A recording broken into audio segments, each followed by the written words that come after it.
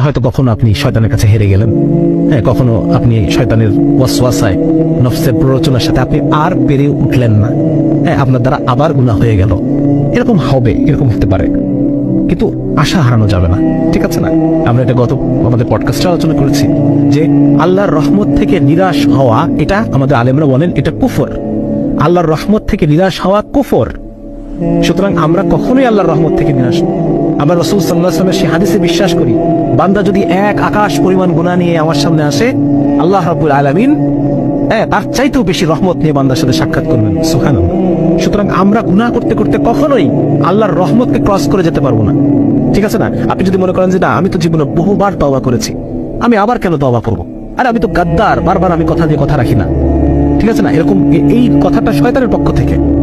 আপনি বারবার আল্লাহর কাছে ওয়াদা করবেন, আল্লাহ তাআলা এগুলোতে মাইন্ড, এমন না যে আল্লাহ তাআলা মাইন্ড করবেন, এরকম না। বরং ব্যাপারটা এরকম যে আমি বারবার আল্লাহর কাছে তওবা করব, এবং আমার শাইখ বলেন যে তওবার অভ্যাস তৈরি করা। তওবার অভ্যাস একদম অন্তর থেকে পরিপূর্ণ তওবা, খালেস। এমন না যে আমি তওবা করলাম কিন্তু মনের মধ্যে আছে যে আমি আবার গুনাহ করব, না। বরং প্রতিবার এক কঠিন তওবা আমার অন্তর মধ্যে থেকে আসবে, তাহলে পরে আল্লাহ রাব্বুল আলামিন আমাকে প্রতিবারই মাফ করবেন।